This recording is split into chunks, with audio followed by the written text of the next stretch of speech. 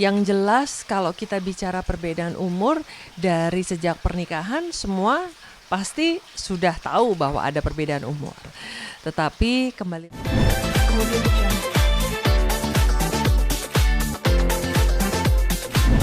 sebenarnya masalah perceraian itu sudah muncul sejak lama, ya.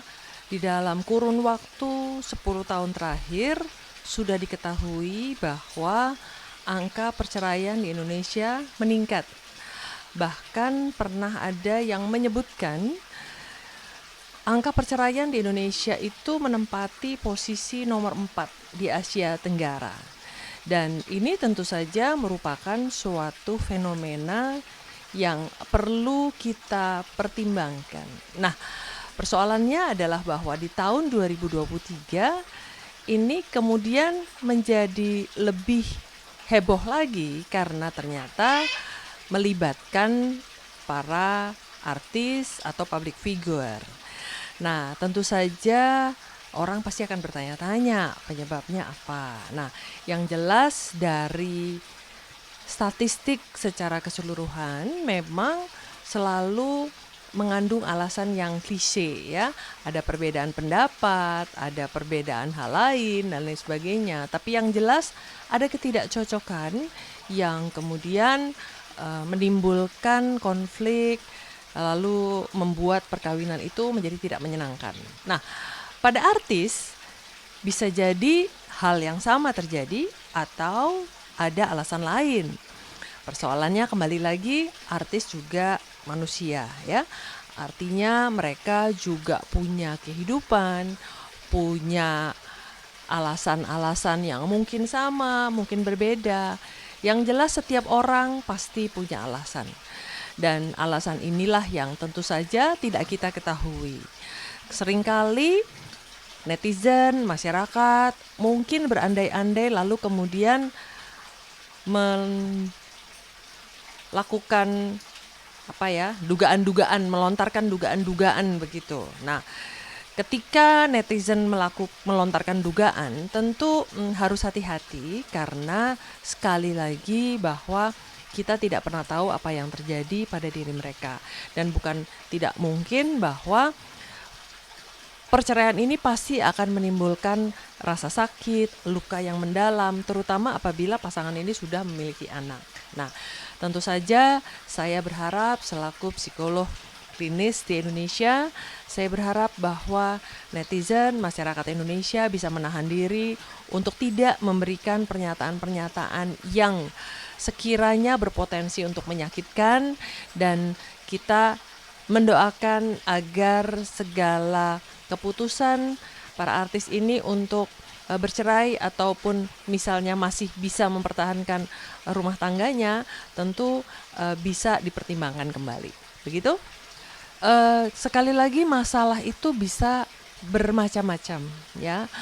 Yang jelas kalau kita bicara perbedaan umur dari sejak pernikahan, semua pasti sudah tahu bahwa ada perbedaan umur. Tetapi kembali lagi ada perubahan komitmen, ada perubahan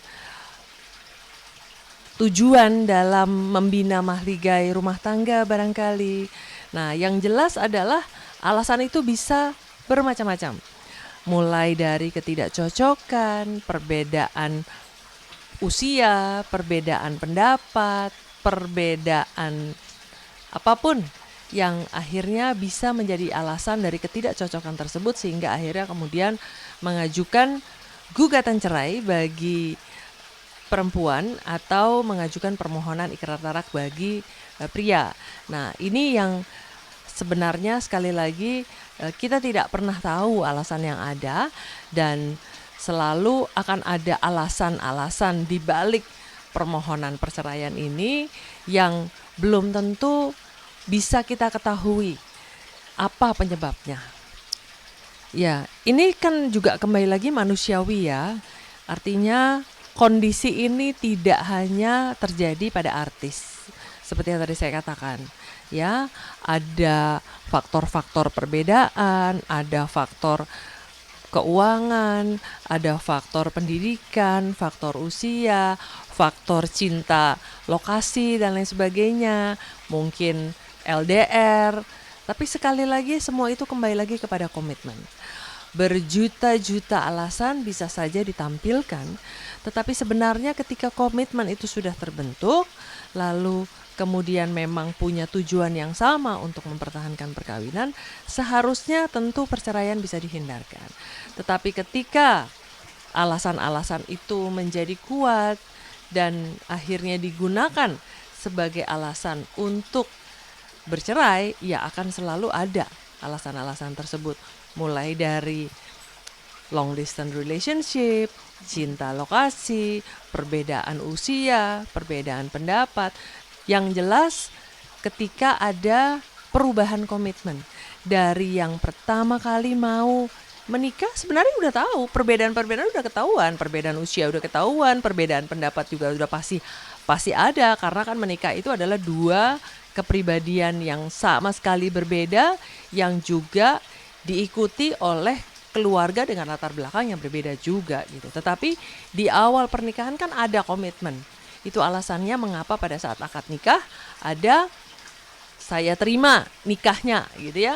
Di awal pernikahan ada komitmen, tetapi selang beberapa lama komitmen berubah. Nah, alasan bisa berbagai macam, tetapi ketika komitmen itu berubah, tentu saja akhirnya berpotensi untuk adanya perceraian. Nah, yang menjadi permasalahan adalah itu tadi, bahwa jumlah perceraian di Indonesia memang sudah meningkat sejak 10 tahun terakhir.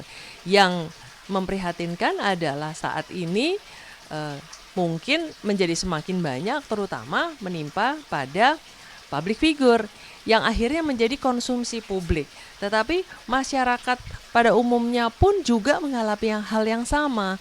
Apalagi ketika kita ketahui di dalam 1 tahun itu ada beberapa bulan yang dianggap kurang produktif bagi sidang perceraian. Sehingga akhirnya ada masa semacam penundaan begitu.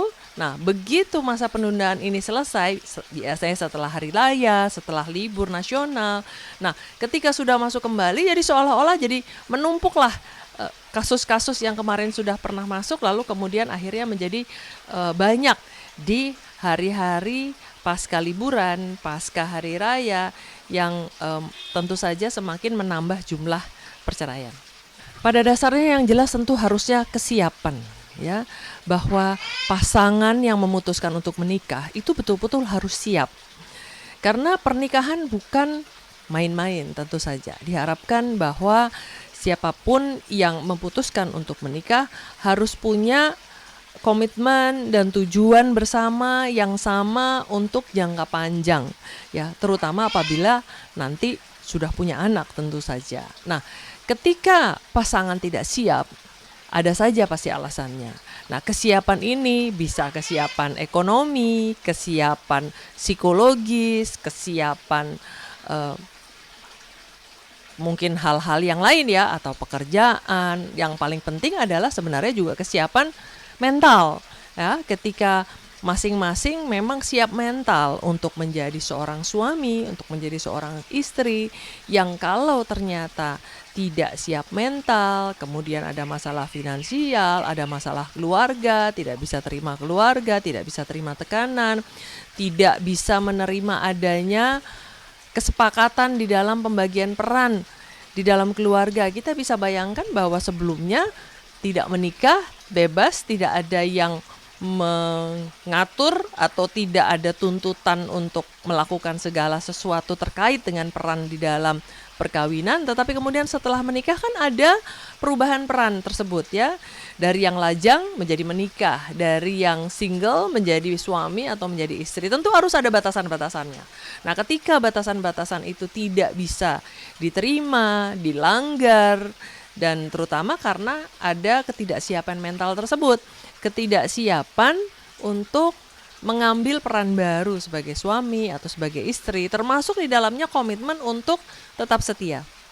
Seperti yang saya katakan, alasan bisa berjuta-juta, alasan bisa bermacam-macam. mulai dari yang tadi saya sebutkan, itu pasti bisa. Ada anak, tidak ada anak, udah ada anak tapi tidak ada anak laki-laki, udah ada anak laki-laki, udah ada anak perempuan, masih kurang banyak, selalu ada alasannya. Nah, pertanyaannya kembali lagi, seberapa jauh masing-masing itu punya komitmen untuk betul-betul mempertahankan perkawinan apapun yang terjadi dengan segala kelebihan dan kelemahan pasangannya. Karena kalau lagi akad itu sebenarnya kan sudah ada tuh, saya terima nikahnya gitu. Tapi kok setelah 10 tahun nggak terima ya, nggak terima karena mungkin tidurnya ngorok, mungkin tidak bisa masak, mungkin tidak mau punya anak atau tidak bisa punya anak, atau sudah punya anak tapi kurang banyak, atau apapun. Segala alasan bisa saja muncul, tapi sekali lagi karena ada perubahan komitmen di awal pernikahan, lalu kemudian di saat ada keputusan atau keinginan untuk berpisah karena dianggap pasangannya tidak sesuai lagi dengan keinginan. Mungkin karena ada orang lain yang dirasakan lebih menyenangkan atau lebih baik. Tapi yang jelas hubungan itu sendiri di dalam pernikahan juga mengandung suatu rumus ya, bahwa rumus itu harus menyenangkan. Kalau ternyata hubungan perkawinan itu tidak menyenangkan, seandainya lebih banyak deritanya, susah terus dibuat oleh pasangannya, baik pasangan suami atau pasangan istri, ya tentu yang namanya manusia itu ingin merasa senang gitu. Tetapi kalau pernikahan itu lebih banyak susahnya daripada senangnya, sehingga akhirnya orang juga akhirnya jadi berpikir ya, walaupun kembali lagi ada komitmen untuk menerima pernikahan dalam suka dan duka. Nah, persoalannya adalah ketika ternyata dukanya bukan hanya duka, tetapi ada kekerasan. Nah, ketika lebih daripada sekedar duka, mungkin ada pasangan yang akhirnya memutuskan tidak bisa lagi bertahan di dalam sebuah perkawinan. Bahwa komitmen untuk menjalani perkawinan dengan menjalani segala hal yang diterima itu adalah bentuk penerimaan kan? Menerima dan mau menjalani dengan segala suka dan duka. Tetapi tentu saja kekerasan tidak termasuk di dalam hal tersebut, sehingga salah satu juga alasan yang menjadi sumber permasalahan di dalam permohonan cerai atau keputusan bercerai seseorang adalah salah satunya kekerasan. Kemudian